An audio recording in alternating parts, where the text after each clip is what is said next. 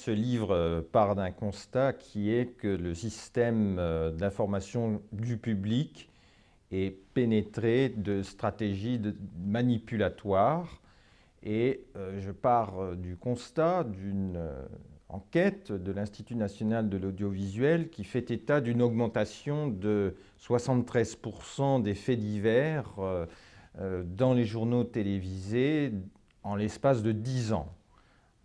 Donc on est, je dirais, abreuvé de récits, de témoignages qui stimulent notre affectivité, qui court-circuitent la rationalité. La déontologie devrait amener les journalistes à sélectionner les événements en fonction de leur degré d'importance. Or, ce que nous voyons dans les faits, c'est qu'ils trient les informations en fonction de leur pouvoir de captation émotionnelle. Même le pouvoir politique est gagné par cette spirale du tout affectif et on a le sentiment que parfois le chef de l'État lui-même ne sait plus très bien discerner ce qui relève de l'événementiel ou du fait divers.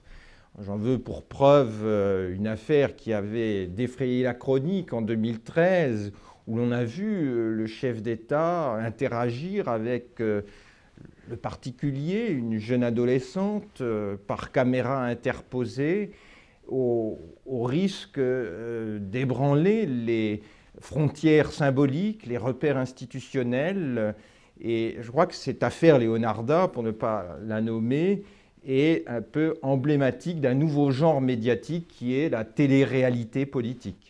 Les philosophes se sont de longue date intéressés au phénomène de manipulation des foules et l'émotion a toujours été le cheval de Troie de la manipulation. On le voit déjà chez Platon, puisqu'au livre 6 de la République, Platon décrit les sophistes comme étant des experts en appétit, en instinct, qui observent ce grand animal robuste qu'il appelle le peuple. Et le sophiste est celui qui se demande mais comment plaire, comment ne pas l'irriter, comment approcher, toucher ce grand animal robuste qu'est le peuple.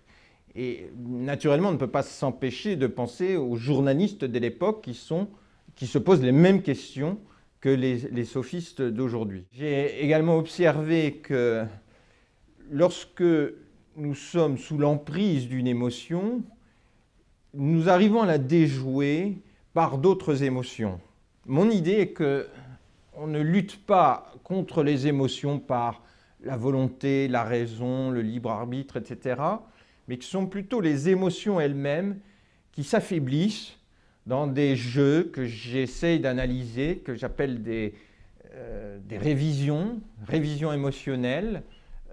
Par exemple, la colère peut nous inspirer des propos désobligeants et finalement une crainte des conséquences de cette colère va s'emparer de nous et affaiblir la colère. Et c'est ainsi que la stratégie de résistance aux émotions, pour moi, elle passe par l'enrichissement de notre panoplie émotionnelle, créer en nous une sorte de démocratie émotionnelle pour empêcher qu'une émotion l'emporte et impose son intensité au détriment des autres. L'homme des temps nouveaux sera peut-être dépendant des émotions. Il vivra peut-être sous perfusion émotionnelle, addict aux émotions, et c'est peut-être déjà ce mufle affectif que nous voyons arriver à travers cet homme qu'on appelle aujourd'hui le bipolaire. Nous sommes tous des bipolaires. Finalement, est-ce que ce concept ne traduit pas un phénomène de société où nous devenons tous inquisiteurs, régressifs, excités par tout et rien, émotifs et dépourvus de tout sens critique?